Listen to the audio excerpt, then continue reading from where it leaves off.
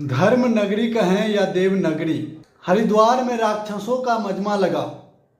राक्षसों ने इस मजमे का नाम दिया धर्म संसद और इस धर्म संसद के नाम पर धार्मिक कल्पनाओं को, धार्मिक मान्यताओं को, धार्मिक परंपराओं को तार तार कर देने वाले हर बवालिया बयान दिया गया।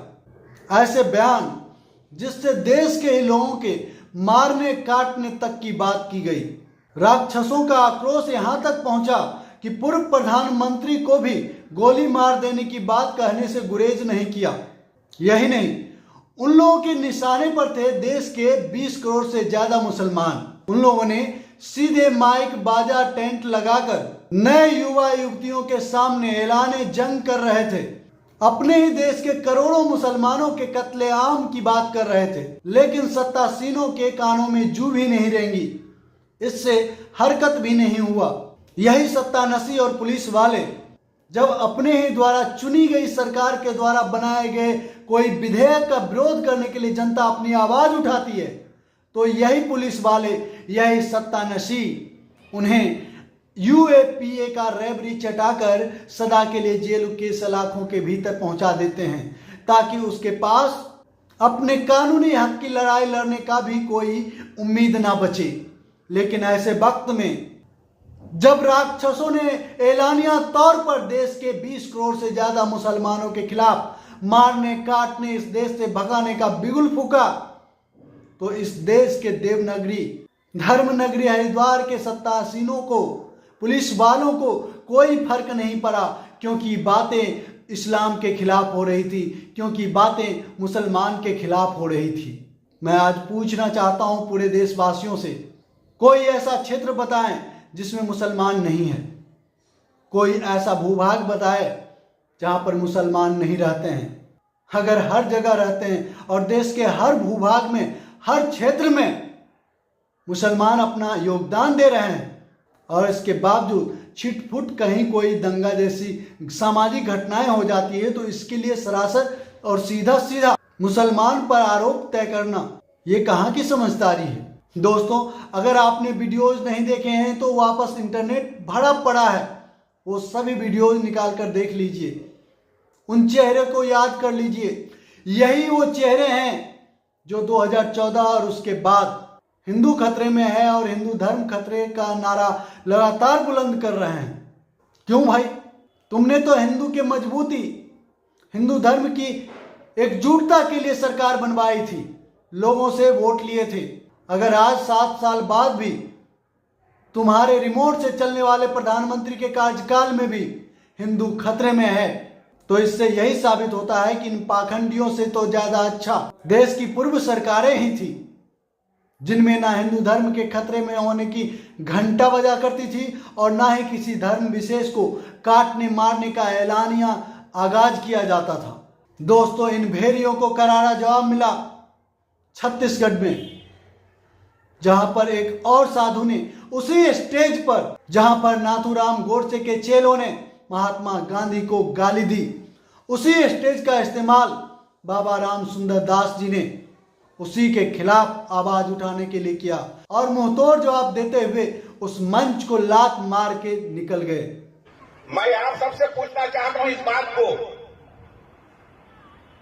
कि इस धर्म संसद से, इस मंच से जिस बात को कह के गया कह के यहां से चले गए, अब आप बताइए, उस समय खुद ताली बजाए थे, क्या महात्मा गांधी सही में गद्दार थे? क्या महात्मा गांधी हरामी थे? टीवी का रिकॉर्ड आप देखिए, यही सब तक उच्चारण किया गया यहां से, और ताली उनसे खूब बजी थी।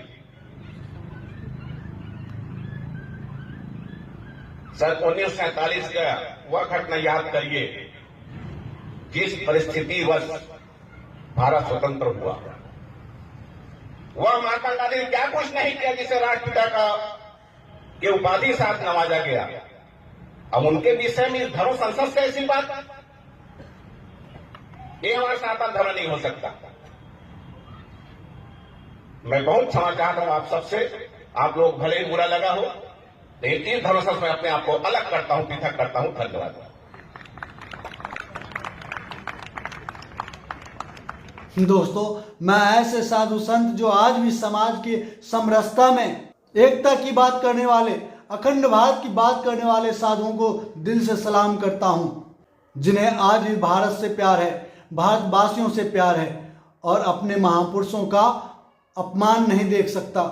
ऐसे महापुरुषों को हमारे मन में सम्मान देना चाहिए, ताकि ये भेड़िए जो आज अपनी सत्ता के आड़ में हमारे ही देश के लोगों को धमका रहे हैं, मारने काटने की बात कर रहे हैं, ऐसी बातें सोचने से पहले भी 100 बार इन्हें सोचना पड़े। तुम क्या जानो गांधी होने का मतलब? तुम्हें तुम्हारे बाप दादाओं ने सिखाया कि मुट्ठी भर अंग्रेजों को तो हम यूं ही मसल देते, लेकिन तुम्हारे बाप दादाओं ने ये नहीं बताया होगा कि इंग्लैंड के पास दुनिया की सबसे बड़ी सेना थी उस समय, और दुनिया की सबसे बड़ी सेना से लड़ने के लिए ऐसे सेना को कभी अपना सीना नहीं दिखाना चाहिए जिसके पास अपना हथियार ना हो, अपनी कुवत ना हो, ताकत ना हो। वैसे वक्त में गांधी ने एक ऐसे हथियार को इजाद किया, सामने लाया और देश की जनता को उसके साथ लैस किया, जिसके सामने अंग्रेज भी खड़े नहीं रह सके। सत्य और अहिंसा की लड़ाई, युद्ध। तुम्हें लगता होगा कि युद्ध गुड्डे गुड़िया की खेल है। इस देश ने बांग्लादेश बनाने में अहम योगदान दिया और उसकी कीमत भी चुकाई। इस देश को पता है कि एक युद्ध करने से देश का कितना क्षति होता है।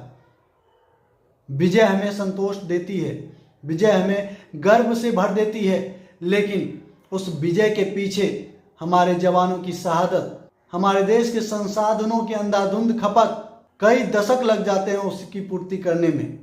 खैर, आप लोग जो समाज को तोड़ना जानते हो, देश को तोड़ने के लिए उतारू हो, आप लोगों को ऐसी एकता और देश की बात करना भी गुनाह है। दोस्तों, आप सबसे यही निवेदन करूंगा कि ऐसे लोग, ऐसे भूखे भेड़िए को समाज से परे कीजिए, इन्हें इज्जत देना बंद कीजिए। और अगर फिर भी आपको अपने ही पूर्वजों पर संकोच है तो उन्हें पढ़िए। उन्होंने सावरकर की तरह अपना महिमा मंडन के लिए दूसरे नाम से तो अपनी किताबें लिखी नहीं, उनके बारे में सैकड़ों नहीं, लाखों पत्रकारों ने, लाखों राइटरों ने पुस्तकें लिखी है। उन सभी को पढ़िए। 10, 20, 50, 100, 200 लेखकों ने चापलूसी की होगी, सभी के सभी ने तो नहीं की होगी। अगर फिर भी आप अपने ही पूर्वजों के बारे में सच्ची जानकारी नहीं रखते और भूखे भेड़िए जो कभी गाय के नाम पे तो कभी रंग के नाम पर, कभी वेशभूषा के नाम पर लोगों को मौत की नींद सुला देते हैं, लिंच कर देते हैं, ऐसे लोगों से दूर रहिए और ऐसे कैंसर से इस देश को बचाइए। इसी निवेदन के साथ मदन मोहन को दीजिए इजाजत। जय हिंद, जय भारत, जय संविधान।